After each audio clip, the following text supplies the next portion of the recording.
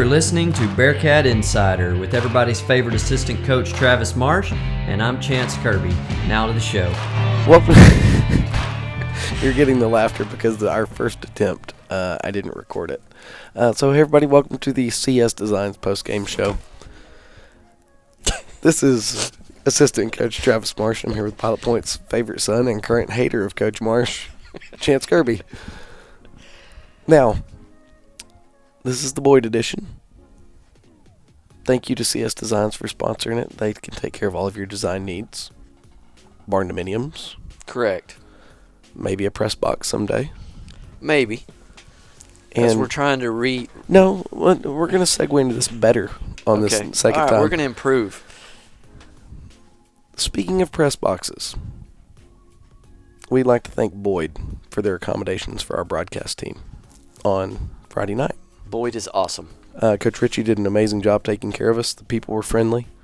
Well, I think it took some foresight, whoever designed it, and we heard that in Plainview, that they had a new facility, new press box, but at the time of the design, media teams were not accounted for. Right.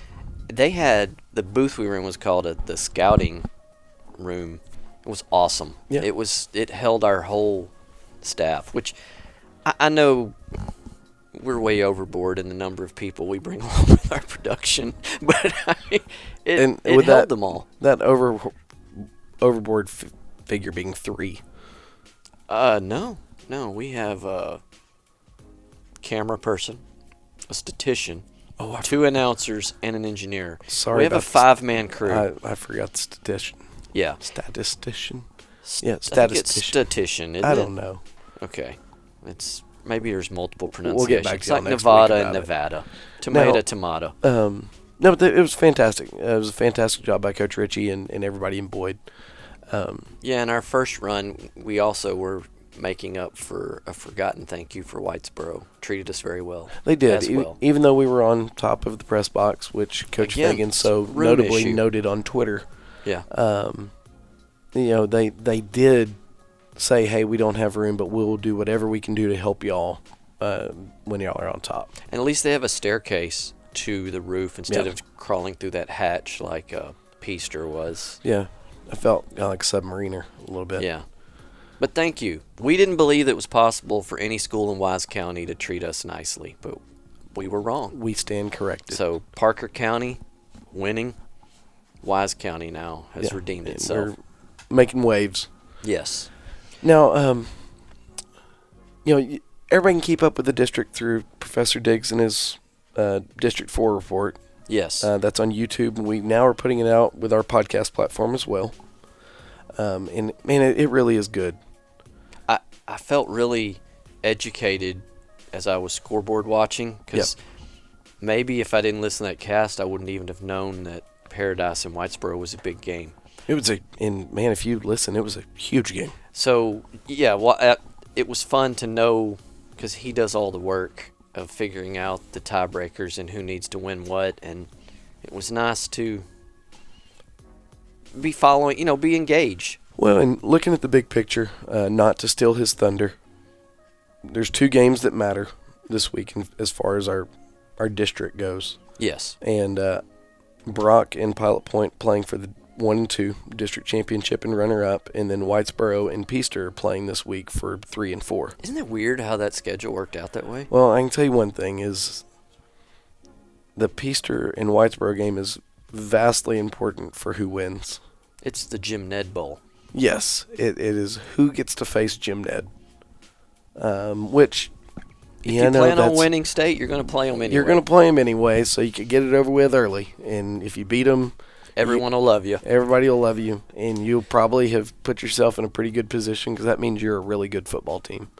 But I don't think it's an ideal matchup for anyone. No, if you're penciling out the year, that's not where you don't point at the map and be like, that's the position I want to be in. I want those guys. Now, you're going to tell your kids that Monday. If whoever loses that game, you're going to be like, we're right where we want to be. If you want to be the best, you got to beat the best. Woo! Yeah, and you have to go through them at some point. But those are the two games that are really on the district deal. But And I think that the other district is making that same argument today. I don't know if it's coming down to the last game, but somebody's like, man, if we don't take care of business Friday, we have to open with Brock. there's a weird possibility of a 3-game tie or a 3-way tie for third and fourth. Okay. And it might even be second, third, and fourth. And so it could all – it's not very clean to steal Diggs' way of looking at things. That's why he's the professor. He can figure it all out and let us know. He does a good job with it. If you subscribe to our channel, you would know. Yes. And you would get a notification when it's on, and then you can make that decision whether you want to listen. But I meant to open the show with this topic, but we went off to something else, and then this is our second run anyway. So I'm glad I didn't, because I wanted to surprise you with it. Are you willing to address the chat room rumors now live on the air? Are you or are you not, in fact, in consideration for the TCU head coaching job? Well, I thought Patterson was a lock to be there as long as he wanted. I don't think I'm in consideration. Okay. Because, I mean, I know you want to be a head coach someday. Yes. So not there. You are not. You're removing yourself from the pool. I am. Okay. I am. And I'm actually going to go out on a limb, and I'm going to say the next head coach at TCU is going to be assistant head coach of the Baylor Bears, Joey McGuire. Man, y'all don't like to hire, which is probably why you're removing yourself. TCU and Baylor, they don't like to. The only thing to be worse is if Dykes left SMU and went to TCU. Man, that would be bad. Does he take the skillet with him? Yeah, do you remember, probably, do you remember when, it might be before your time, but McWilliams left Texas Tech to take the Texas job back in 89, 90? I do not remember that. That was bad. Yeah. So, but no, you heard it here first, Bearcat Insider. Okay. Joey McGuire.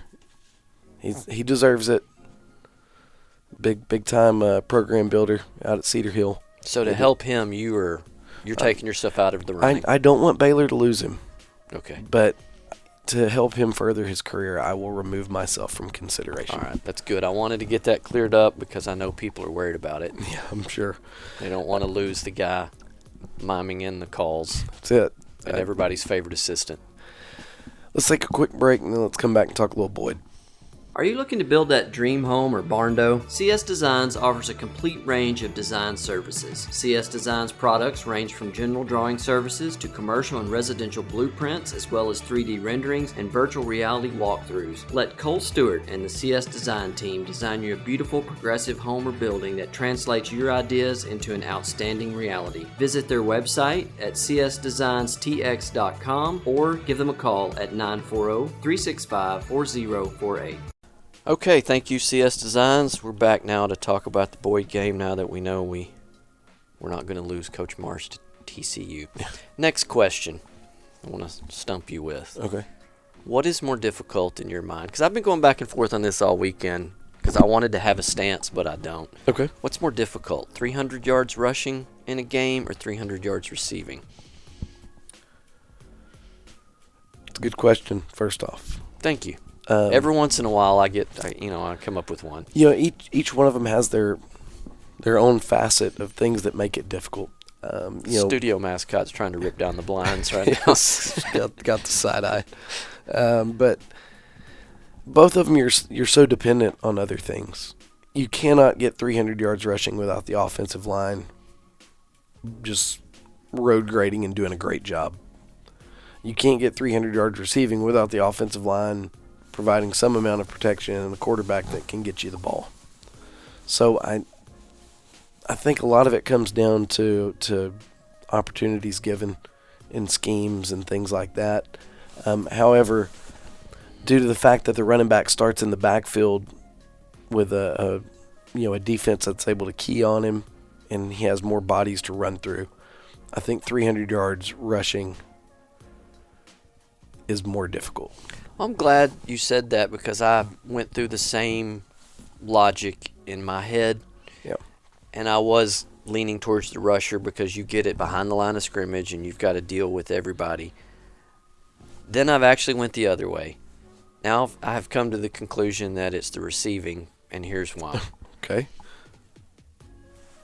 Game the way the game comes out is against you as a receiver, because you're not going to get the opportunity to get those yards late in the game, because if you're winning and it's working out like it usually is, if a receiver's having a day like that, you're not going to be throwing deep anymore, which is what makes Aiden's all the more impressive to me, which, by the way, what started this, I assume you're not listening to our show if you're not aware, but Aiden had 300-plus yards receiving against Boyd.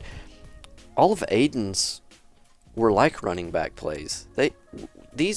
Well, there was a couple, but two of them that I'm thinking, and a lot of his, and even against Ponder, they're not designed for him to end up in the end zone. They're designed just to gain some yards. Yeah, I mean,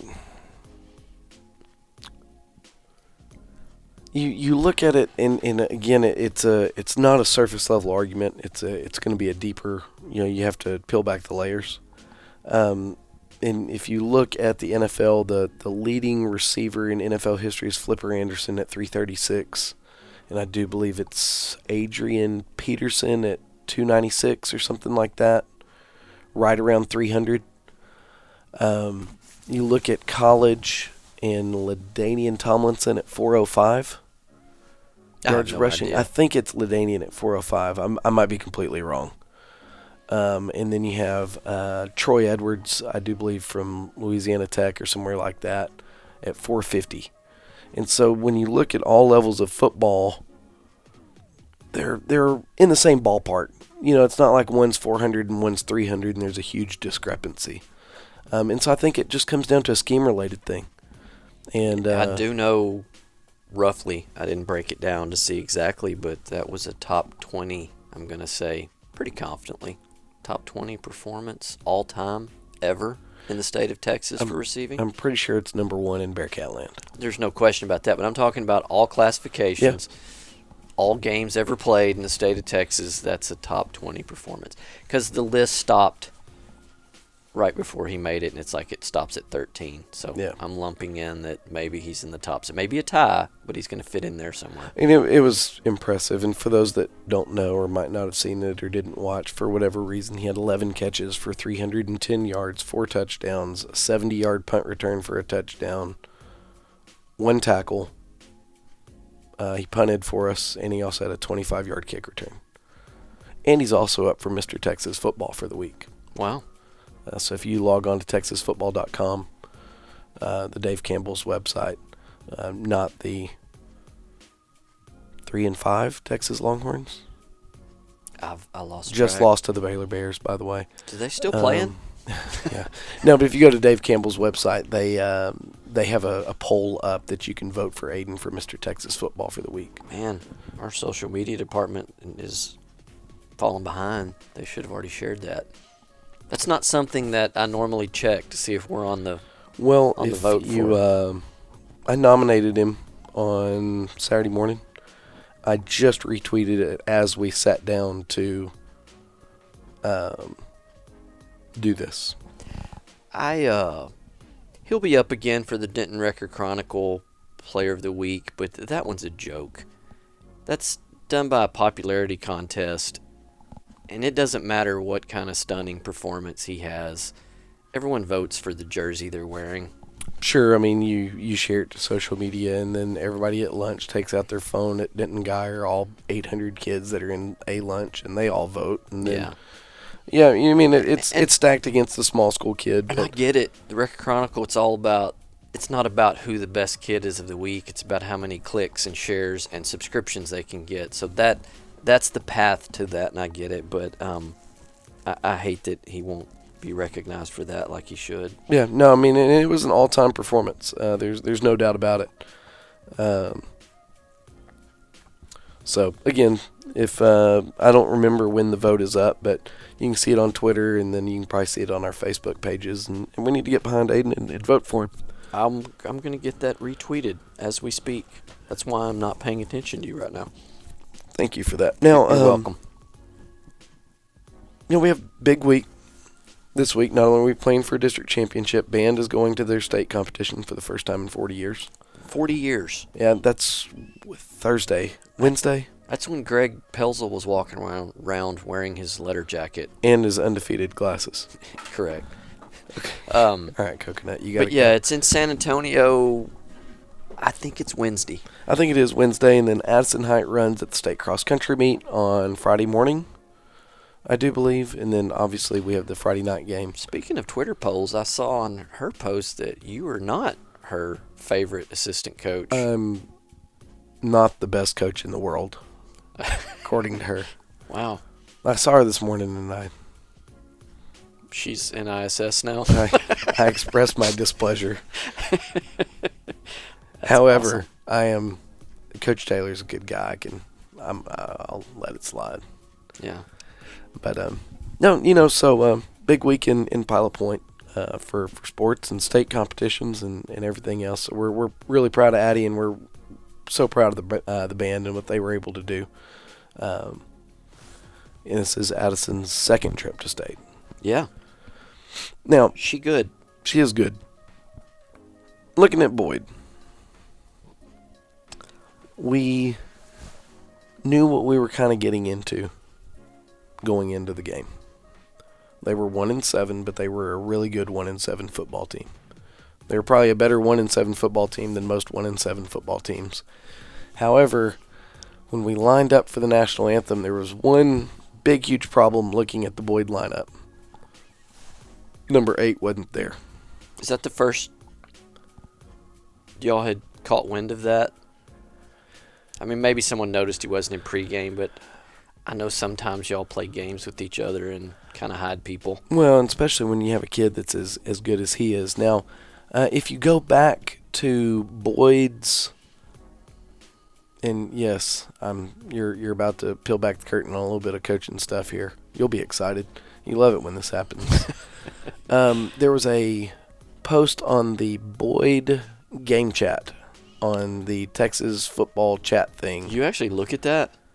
Oh, absolutely. God, I don't even look at it anymore. It's such a joke. No, well, they called that Lamance wasn't going to be there. And I have noticed that a lot of trade secrets get released there. Like way back in the day, I think Pitt's not playing, was it against Crum? Yeah. I think that showed up on their kids. That's the one yeah. And so somebody put it out there early in the week, and, I thought it was smoke. I didn't believe a word of it. But to his credit, he wasn't there. The rumor was National FFA Convention.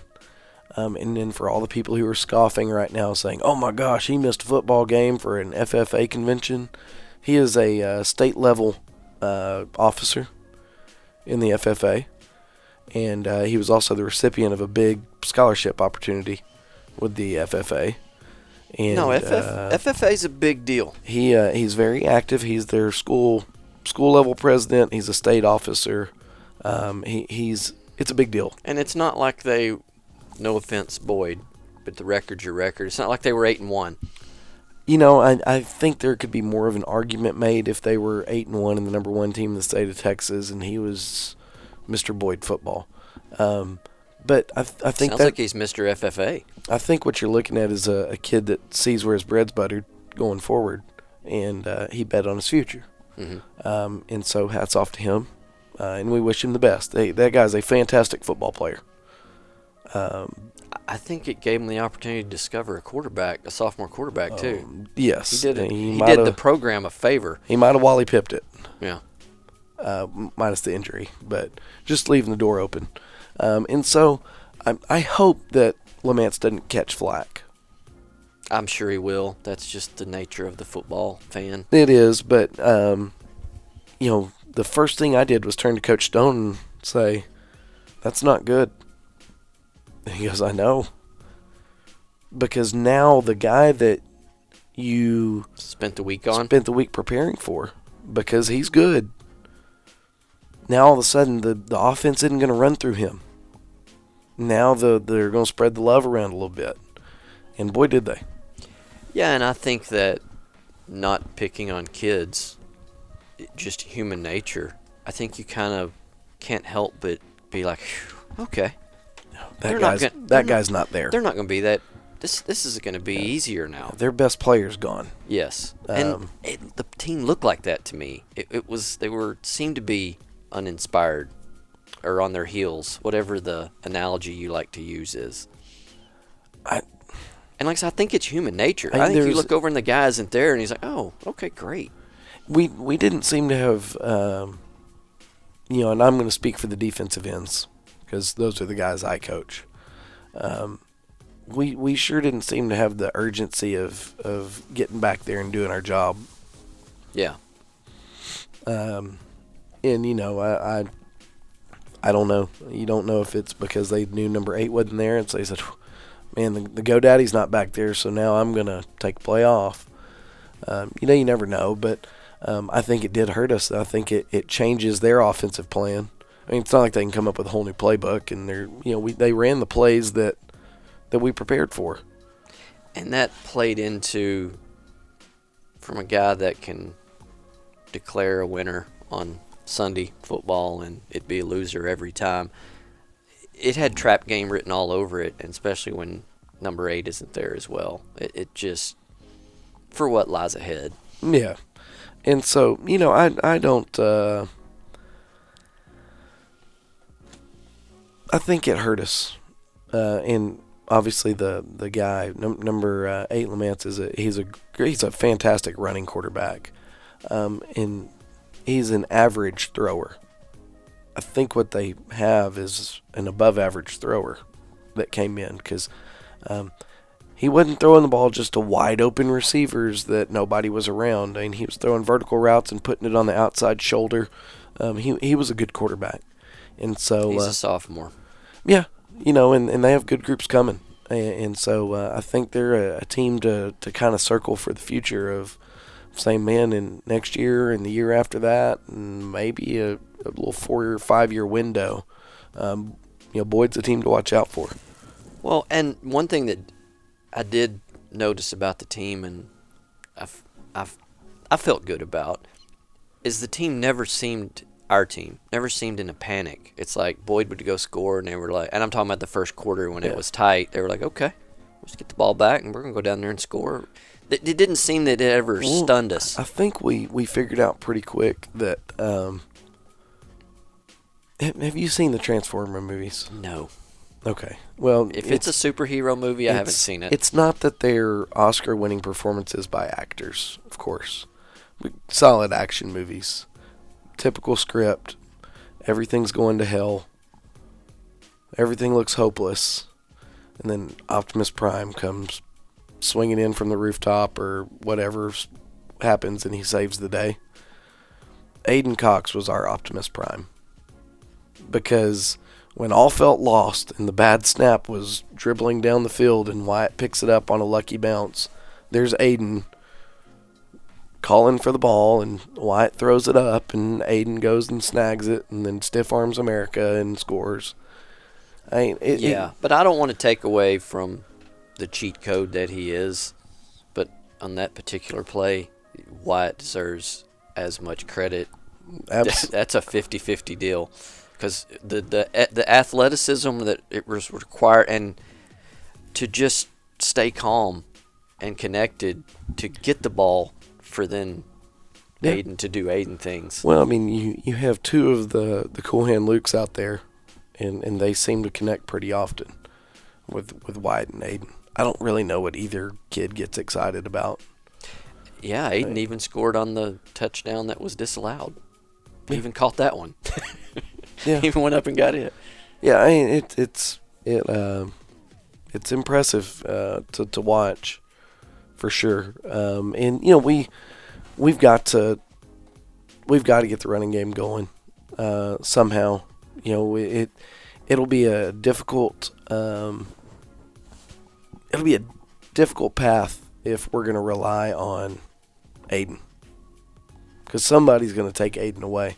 Well, and he might some game get the yips. I mean, I doubt it, but I mean it's a possibility. I mean, you'd have to go back to the Jim Ned game in the 4th round last year where I think dropped 3. What if we're in a driving rain? I mean, it's kind of scary when that is what you're dependent on. But I do want to, we'll get into that more as far as his touchdowns here coming up after the break. But before we go to the break, I do want to ask you one other question that is kind of made me think of it when you were talking about the Boyd kid being a sophomore in his future.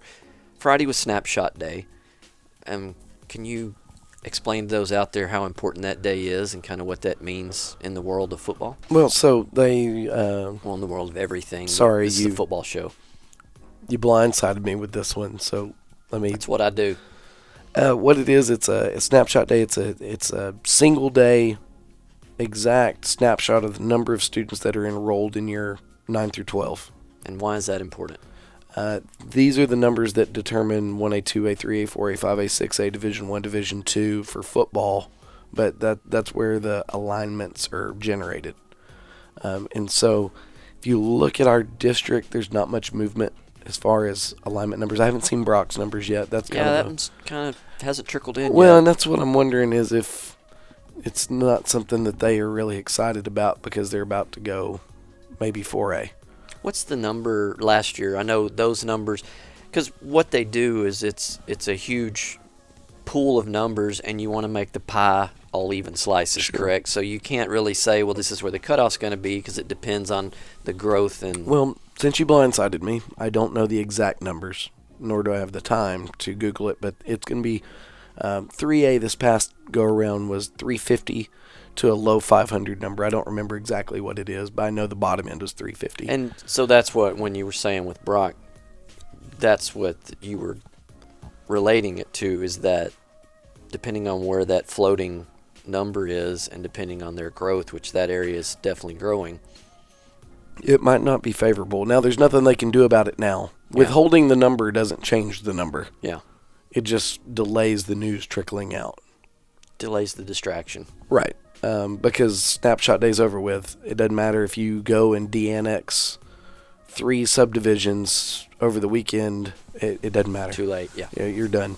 But most of our district turned in reasonable numbers. The big one to watch is Gunner. They turned in 355. The bottom end last time for 3A for Division 1 was 350. And so, they're on the cusp. However, like everything else, inflation and population increase, that number should go up, and I think Gunner is going to remain down. So we'll have a new schedule next year. This is what these things lead to. More as than far likely. As district, there'll be some common ones, but usually they throw. You expect your district to change a little bit, and I haven't taken a deep dive into the numbers and kind of seen, did somebody go up a little bit further west that's going to maybe pull Peaster?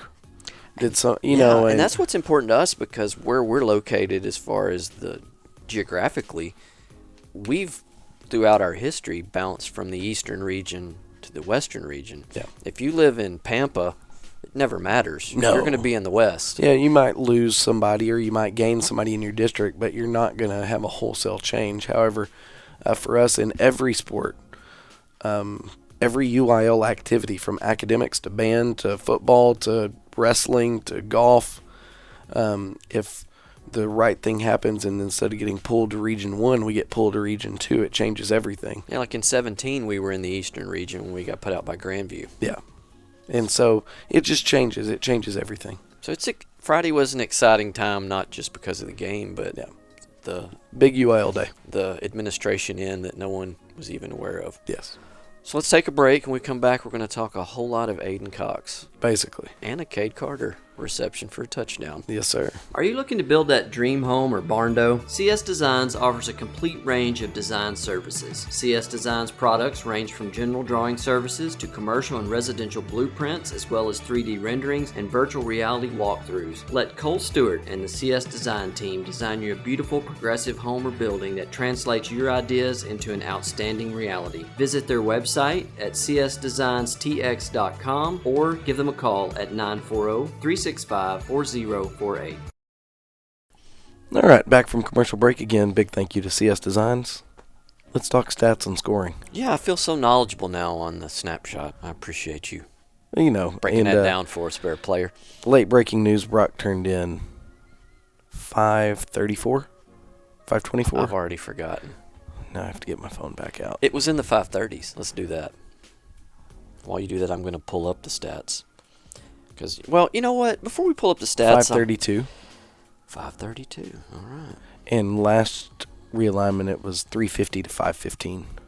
Okay. Was 3A Division 1.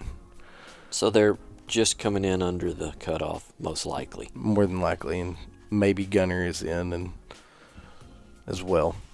Padilla predicts 355 to 535. He knows. Which that means that would put Brock in Division 1 and Gunner in Division 1. And Jim Ned in Division 1. That'd be like the super division. Man, we're so fortunate to and be us. in that one as well. That's right. And we're here. I want to veer off course as usual. Great. I had someone ask us, or asked me, and was asking of us, why we're paying so much attention to Aiden Cox. So, real quickly, I just want to fire off a couple of things.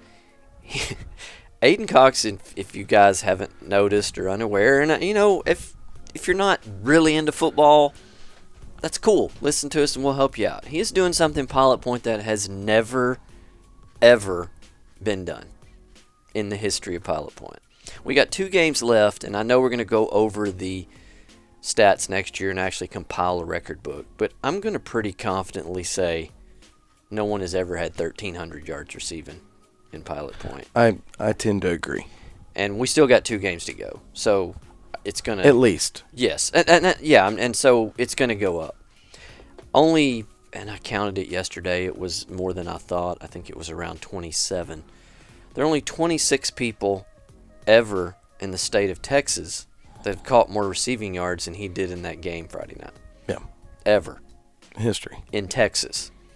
So, I don't think we're giving him enough attention, really. I mean, we're giving him as much as we can. And as much as he's earned. And he's earned more. Yeah.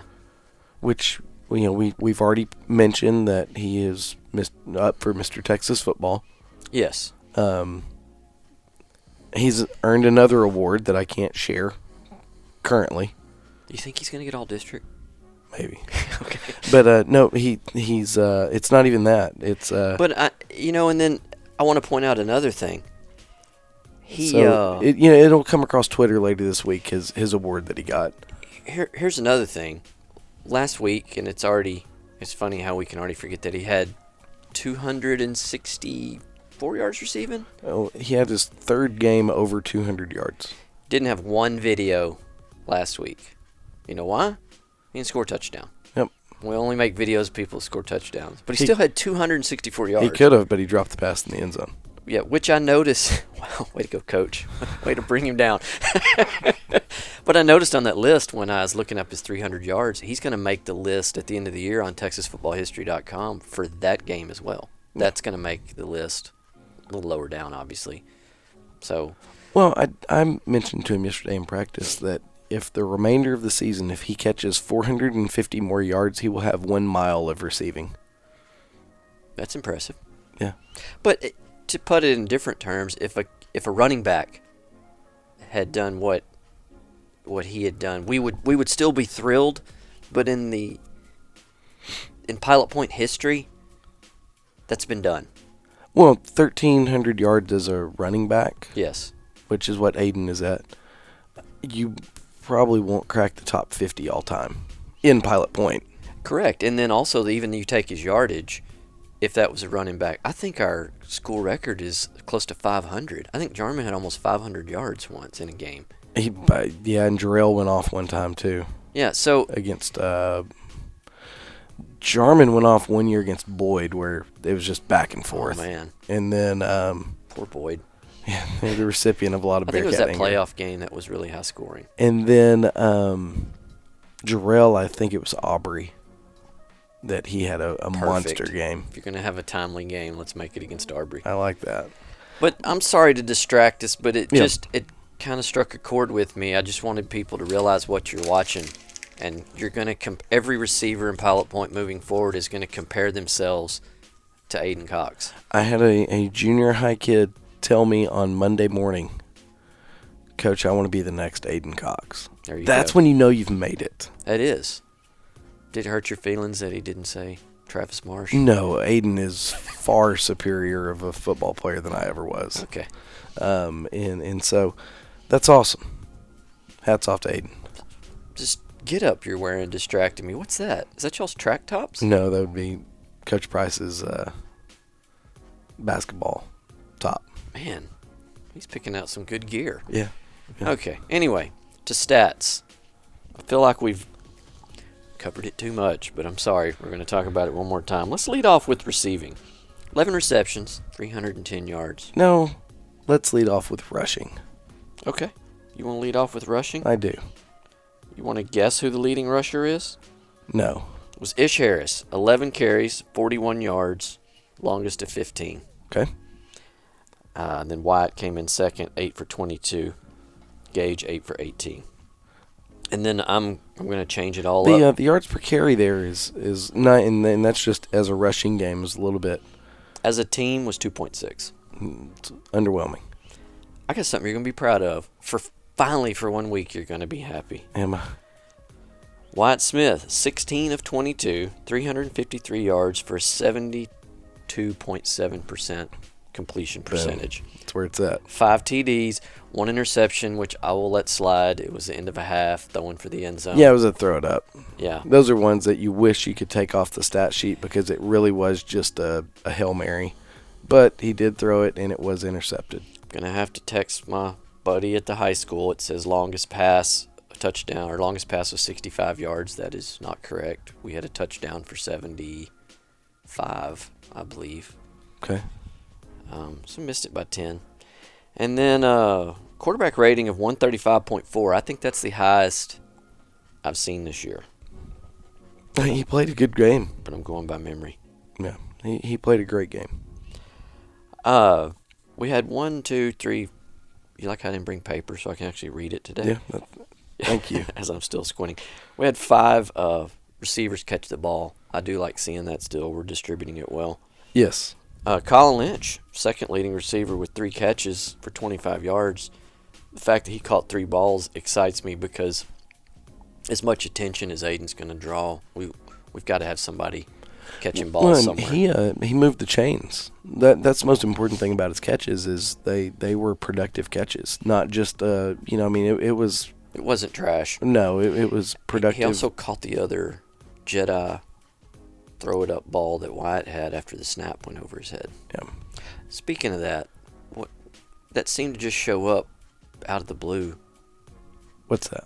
The snap, the high snap issue Friday night. I mean, I know we've had it occasionally, but no. And if you watch the tape, it was consistently chest level or higher. Okay. It was a consistent deal, and then of course he had a couple that kind of jetted over his head a little bit. Not a concern, just the way it goes. Yeah, it's the way football go, as Ron Washington would say about baseball. Good. You made me feel better then. I don't have to. One thing I don't need to concern myself with then. Aiden Cox leads on all-purpose yards with 405. Yeah. That's 310, 25 kick return, 70 on a punt return.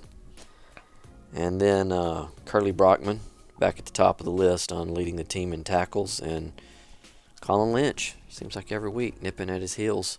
Yeah, Colin's making a lot of progress. And then here's a name I first time I've noticed it this year. He's been plagued with a little bit of some injuries and some other issues, but Dakota came in third on the team with tackles. Thought he played well. Yeah, he had a good game. Glad to see him back. Yeah, no, it's good for the Cats because he's a smart football player and he fills in a lot of gaps for us. And then it's frustrating being injured. I can speak from that firsthand. So yeah, just being back, getting senior year and getting to finish it out. Yeah, it is good. Second week in a row that Eddie showing up in the sack list. He got 1 sack. Yeah, I thought he played well. He's continued to play well. Continued to do what he's been doing mostly all year. Then defensive statistics, we got 2 guys that I don't think I've seen. Steven Rodas, as far as a fumble recovery or an interception this year. So that was his first interception. It was his first interception, I believe. And then Aaron had a fumble recovery and got a little return yards out of it. He did 5. And man, can't say enough how great of a play it was by Ish to get the ball out. Yeah, and if you look at the still shots, it looks to me like Ish is begging Aaron for the ball Probably. during the return. Probably. But, it was a great play by Ish to rip the ball out, and you could see that, he had his arm in there, and he just kept pecking away at it, and then it came out. So I've noticed that this year. I've had people, you know how it is. You walk around town, everybody wants to talk about Bearcats because of what they're doing, and they're like, I just wish Ish would tackle people or learn to tackle. And I always tell them, if you really look closely at what he's doing, he's holding the guy up and ripping the ball out and containing the guy so the next person can come knock him down, and maybe in the meantime Ish will rip that ball out. Now, in the defense of the critic, there are times where Ish just tries to go for the hit stick and doesn't wrap up. Yeah. Now, that is frustrating. But a majority of the time, he is trying to peck away at that ball and get the ball back. Because while the most important part of defense is making a tackle and not letting the other team score, is a huge bonus if you can gain an extra possession with a turnover. And then when we were doing our What Was Wrong with Ish Harris segment earlier in the year, you reminded everyone that the biggest complaint about Ish last year is that he wasn't tackling people. He was uninvolved. He surpassed this week his tackle total for all of last year. Yeah, I mean, of course, the coach in me is always going to wish that probably any kid we talk about could play better. I would expect nothing else from you. But, I think he's done a very good job back there. He's had a couple mistakes that have been glaring, but for the most part, he's been a pretty steady presence on our defense and done a really good job. Well, that's pretty much it for the highlights of the stats. Yeah. We didn't go over the individual touchdowns. You know what, though? If people will follow, like, and subscribe, they can get that breakdown every week via video. Yeah, we got social distracted media by Snapshot and a couple of other things. And then, to be honest, some of them, we had Wise County internet problems, and we missed 2, maybe 3 audio cuts on the touchdown. So we wouldn't have had them all anyway. Well, the rundown is we would talk about Aiden 5 times, doing Aiden things. Yeah. Cade Carter got in the end zone late, which is good. I was very happy about that. See, that's 6 of them. I've got them here. Oh, well, let's briefly go over them. I don't them. have may not have the yardage, but you always remember it. First one was 38-yard TD from Wyatt to Aiden. It was post, middle of the field. Second one was Wyatt Smith sneak, probably 1 or 2 yards. That's the one where Aiden should have caught the pass that they ruled dead. Correct. But good job by White. And what it really was... he did catch the pass. He did. The ref said it, Yeah, which they were great. Wyatt sneak, anytime you score on a quarterback sneak, it's a testament to those linemen. And if you actually watch the play and film the play, they got such a good push. We have a really good on that video. And so hats off to the line. Molly's in the perfect location. Show that push. So check hats that off out Molly. on social media. Third touchdown was Wyatt Smith to Aiden Cox.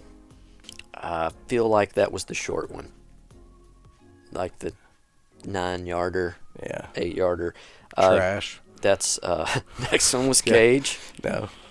Gage had a good run and spun off the tackle as he was got in being the end hit zone. and got in the end zone. Yeah. Punt return, Aiden Cox would be the 5th touchdown. The reverse from Crew to Aiden. And if you watch that video, I didn't realize he bobbled it as much as he did. Yeah. And still just kept on trucking. And then Wyatt Smith to Aiden Cox, 47 yards, was the 6th TD. 7th TD, Wyatt Smith to Aiden Cox. And then the 8th TD was Cade Carter. And that kind of goes back to, I'm not the film guru or the coach that you are, but that kind of goes back to me that other receivers need to be catching the ball. Cade was wide open. Yeah. I think Aiden just, the whole defense kind of flowed that way. It's similar to a food lineup. This is going to be interesting. This is. For you, Aiden is like a hostess Careful. treat there. And you can have all the, you can have a dinner roll and you can have all that stuff. But if there are Little Debbie's and Hostess snacks, Chance, where are you going to go? So are you calling Cade Carter like iceberg lettuce? He's somewhere around there. A lot of quality. Got to have it. Yes. Good for your health. Part of the food pyramid. But where does everybody gravitate to? They're going for the Twinkies. Going for the Twinkies. And the cupcakes. And the cupcakes. And all the above. So, Aiden is your Little Debbie. And now, everybody else is getting a little love. You know, let's not call Cade lettuce. Since it's just recently, or just past Halloween, Cade is candy corn. I hate candy corn. Please don't say that. Because I like Cade. Okay. Don't make me hate Cade by calling him so candy we're corn. going to keep him as iceberg lettuce. He's kind of like an Almond Joy. Solid. Okay. Yeah. Solid, steady presence with the Almond Joy, but... Okay. Aiden, Whatever it was, he's out there, and it was the play before, or 2 plays before, because as I'm watching it, and he's over there, and I see him, and that's not because I thought that was the one we threw to him as I'm cutting film, and it wasn't. And then y'all must have seen that too, and you're like, hey, let's throw it to him this time. And then also on the big run that Aiden had, one of them, the big run, sorry. Cade is the key block in the center of the field. Does a fantastic job. That slows the guy down, that makes the difference in that. So, it was a great game for Cade. That's whenever you feel like we're starting to click a little bit, whenever the effort gets there on doing the unseen things. Most of the time, that block's not going to get talked about. Yes, but I saw it. If I saw it, it made a difference. And so... That's what we have to have to make a run at what we want to do. We have to do the little things. We have to do the extra things. So that makes you happy as a coach? Very much so. All right. Unselfish play is awesome. Okay. So we're at home this week. Yep. Getting a lot of media requests? Well, so far we're up to about 5 or 6 right now. Sideline is pumped about showing up. Talked to them. Guess yesterday, and then we'll go from there, and I know Professor Diggs is going to pass through on his way to the borough. Yeah, and that'll be good. And then we'll find out in his show. We've alluded to it earlier, but why he's choosing the Whitesboro game? Why that's such a big deal? Because he wants to sit on top of the press box. Well, it's got to be it. It's a big deal for Paradise too. This will be their first time. Not Paradise. Peaster. Apologies. Peaster make the playoffs for the first time Don't in program apologize history. to Paradise. It's not necessary. No, I'm apologizing to Peaster for comparing them to Paradise. Yeah, agreed. Big week for the Bearcats though.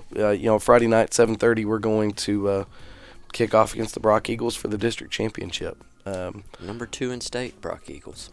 We've been there before.